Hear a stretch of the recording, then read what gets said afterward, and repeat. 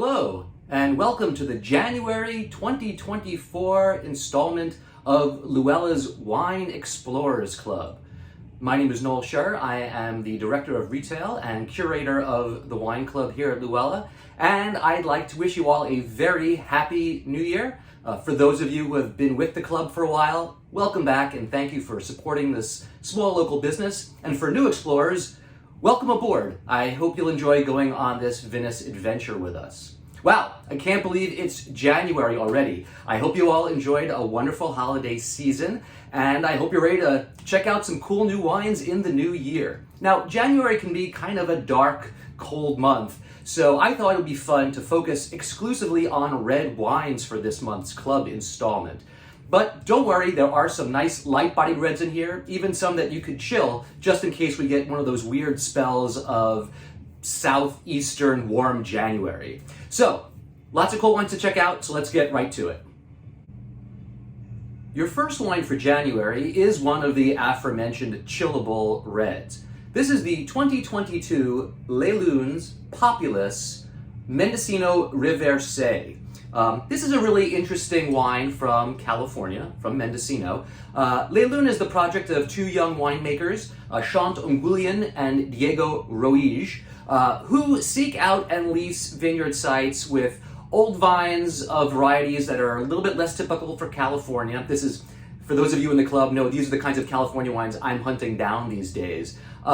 What's really cool about this wine, other than that it comes from very old vines that are dry farmed and farmed completely organically, is that it is made in a method that the winemakers at LouElla's call reverse saignée. That's why they call this cuvée reversé.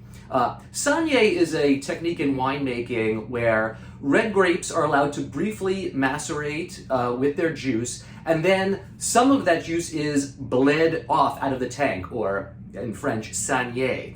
This creates essentially a rosé wine, and this is the way many traditional rosés are made. But for this wine, the winemakers at LouElla's first do the saignée and then take that juice and add back into it pressed red grape skins. To them, this allows them to more gently extract color and concentration from the skins, making a brighter, juicier, lighter red wine. This wine is 65% Zinfandel, 30% Carignan, and 5% Pinot Noir. And with that Zinfandel base, there is quite a bit of fruitiness here, but because of this reverse saignée process, it's a really light-bodied Zin. It is just barely red. It's almost a dark, dark rosé. So for those of you still looking for a nice light red to drink in January, this is perfect. This wine normally would be $27 on the shelf. For club members this month, you're getting it for $21.60. So the 2022 LouElla's Populous Reverse. Cheers. Next up in your January selections is a really fun wine. This is the 2021 Gank Blaufränkisch Sabotage. This is a wine from Slovenia. You know, if you ask like, well, how do we pick out wine sometimes? Often you just sort of follow an instinct. I was perusing the price list of one of our suppliers, and I came across these wines called Gank wines, and I had to find out more about what that was all about. So the winemaker here is Peter Gank, G-O-N-C, who is actually the fourth generation of a rather important Slovenian winemaking family. The grandfather of the family started this family winery back in 1936, and it became a winery called Palus, which is now one of the most prestigious and famous wineries in the Brda region of Slovenia. But over the generations, Peter's father specifically bought some additional vines for him to work away from his father, and now Peter has taken over farming these vines, and he has gone completely organic, biodynamic with them. This cuvée is 100% Blaufränkisch grape. It's grown in the very, very gravelly soil of this part of Slovenia at fairly high elevation, about 1,300 feet above sea level. And it's aged in a combination of French and Hungarian oak for 15 months, but none of it's new, so it's not an oaky wine. This label is absolutely incredible. It's called Sabotage, and Peter is a huge pop music and pop culture fan and names almost all of his wines after musical references. Here, the Beastie Boys tune Sabotage. Although the label is like some spacemen getting struck in the head by lightning. I think Peter Gang's a fairly eccentric guy. If you go on YouTube, you could find some pretty funny videos of him talking about his philosophy of life, music, wine. You should definitely check it out. This is another nice medium to light-bodied red, very, very juicy. Blaufränkisch has nice sort of cassis fruit notes. Not a lot of tannin to speak of here. It does have that nice sort of tangy note that a lot of natural wines have, but the winemaking here is quite clean. It's not a funky natural wine. It just has that zippiness and almost a little spritz that a lot of natural wines can have. This wine, normally $35 on the shelf, is going to Explorers this month for $28. So the 2021 Gank Blaufränkisch Sabotage. If you enjoy it, let me know, and I can order you up some more. This month, Greece is making their debut in the LouElla's Wine Explorers Club with your third wine, the 2021 Gaia Nemia Agirgitiko. I love Greek wines. They are some of the wines that are improving the most rapidly in the world right now. Obviously, Greece has overcome some major economic woes over the past decade, but as that's happened, the winemaking has gotten better and better, and more interesting Greek wines are coming to the United States now than ever before. A lot of people don't know a lot about Greek wines. Perhaps they know about the wines, a white wine from Santorini, which is a huge tourist destination in Greece, but I would guess that most people aren't very well versed in the wines of Greece. This wine comes from Nemia, which is an area to the west of Athens across the Saronic Gulf. In Nemia, the sole grape variety that is allowed by Greek wine law is Agirgitiko, which is a red variety. And it's one of the most widely planted across all of Greece, but again, it is the primary and only grape grown in Nemia. The name Agirgitiko actually means St. George's grape, and some say that it is named for a small chapel in Peloponnesos, which is where Nemia is located, where these vines were planted. And of course, with all Greek wines, we're talking about the most ancient wine growing culture in all of Western Europe. Gaia is, as wine club producers go, one of the larger ones. This isn't a tiny winery. They have vines here in Nemia, and they also make wines in Santorini. It's not an industrial-sized winery by any stretch of the imagination, but by wine club standards, they make a fair amount of wine. But I thought this was really, really excellent.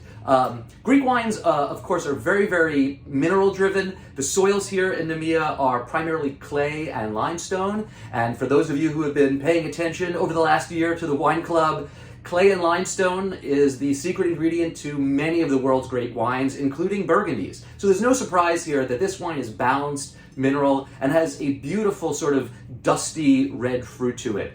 This is a little bit more full-bodied than either of the other two reds in the set so far, but it's still medium weight and will go with lots of different foods, roast poultry, even grilled fish if you want to brave doing some grilling outside in the chilly January air. So, the Gaia Nemia Agirgitiko 2021, normally on the shelf for $31, is going to Explorers this month for $24.80. I hope you enjoy exploring some Greek wine.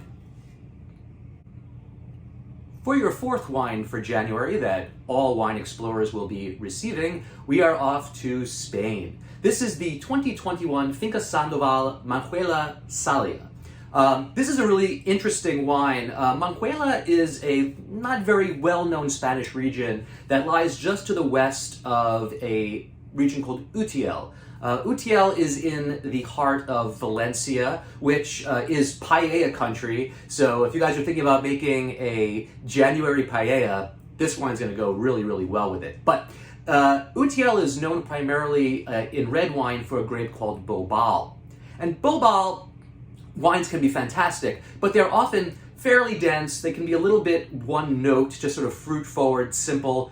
Most of the wines from Utiel come from a handful of cooperative wineries, which doesn't necessarily make them bad, but they don't typically tend to be really individualistic, terroir-driven wines. This winery, Finca Sandoval, it was founded in 1998 by a winemaker named Javier Rivera, who's also a Spanish wine writer and wine critic.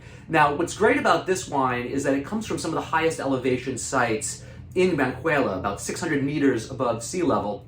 And Javier found some really great 85-plus-year-old vines, planted to, you guessed it, clay and limestone soils. So again, that secret ingredient for great wine, helping wines achieve balance between structure, minerality, and fruit, clay and limestone.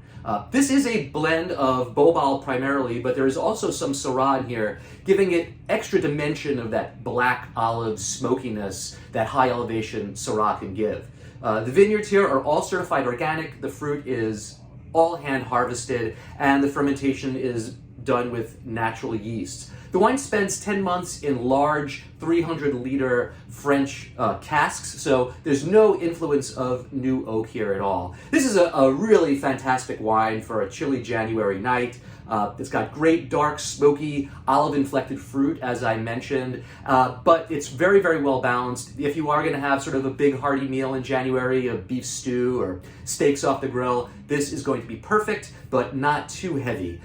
This is normally $30 on the shelf. This month for Explorers, $24. So again, the 2021 Finca Sandoval Manhuela Salia. Cheers. The last two wines we're going to talk about are going to $150 level Explorers. But don't worry, if you're a $100 level Explorer and these wines, either of them sound interesting to you, just let me know and I can get you a bottle to try at the club member price. The first of the two additional wines in the $150 Explorers pack is an old favorite of mine. This is the 2021 Foradori Vigneti del Dolomiti Terraldago. This is a wine that I've been drinking and really loving for many, many years. This comes from a winemaker named Elisabetta Foradori, who is really one of the pioneering organic and biodynamic vignerons in the Alto Adige region of Italy, or across Italy in general. Elisabetta's wines are fantastic. They come from high elevation vineyards in the Dolomite Mountains in northern Italy. Again, everything's farmed completely naturally, and the vineyards are full of alluvial, gravel, and sand soils. Terraldago, which is the grape here, produces sort of a leathery, bright, smoky cherry tinged wine that also has lots of sort of like brambly spice notes. It's got Pinot Noir type of body to it, but almost like a Sangiovese type of fruit. It's really one of the most unique red wines in all the world, and specifically northern Italy. Elisabetta farms just 9 hectares across various plots in the Dolomite Mountains. There's very, very little manipulation in the vineyard. There's wines are unfined, unfiltered in cement tanks and aged for 12 months in both cement and very old neutral oak. This is a wine to enjoy with, classic pasta and red sauce, roasted chicken, kind of spicy sausages and funky cheeses. It's a really very, very food flexible red. One of my favorites. Normally $36 on the shelf. For club members this month, it's $28.80. And again, if you're in the $100 level of the club and you'd like to try a bottle, just shoot me an email and I can get you some. Cheers. Our last wine for January of 2024 is a wine that I used to really enjoy very much, but just hadn't seen in the market for a long time. And then when I saw some of it available, I knew I wanted to revisit it and check it out for the wine club. This is the 2020 La Tourvielle Collioure La Pinède.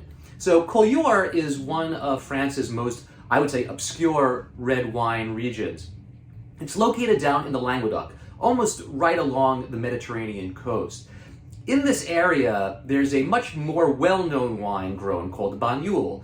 Bagnoul is a port-like wine grown in France's Languedoc. It's a fortified red, it's big, it's high alcohol, it is a bit fruity. It's definitely a dessert-level wine based on Grenache. But dry wines made in this area take the appellation name Collioure, which is what this wine is. La Tourvielle is one of the few estates working in this Collioure region today, and one of the very few that ever make their way to the United States. I remember having this wine 20 odd years ago and just absolutely loving it for its rich, burly, sort of slaty quality. This wine is made by winemakers Vincent Cantier and Christine Campadieu, who have been working these vines for many, many years, fully organically. It's a blend, again, primarily of Grenache, 80% Grenache, 7% Carignan, 7% Syrah, and 6% Mourvedre. The climate here is very hot, very dry, and the soils here are kind of a crumbly, schisty soil. It's sort of like growing vines in a seaside desert. And the wine has the sort of telltale quality of wines grown in those regions. Like I say, it's slaty and big and burly and spicy. It really is a great chilly night red to have with a hearty dish, something to really keep you warm in front of the fire. So the 2020 La Tourvielle Collioure La Pinède, normally $29 on the shelf. For Wine Explorers this month, it is $23.20. If you love it and want some more, let me know quick, because there was just about a case of this available in North Carolina, and I grabbed just enough for the Explorers Club. All right, folks, I hope you really enjoy your January wines, and I look forward to talking to you again in February. Cheers.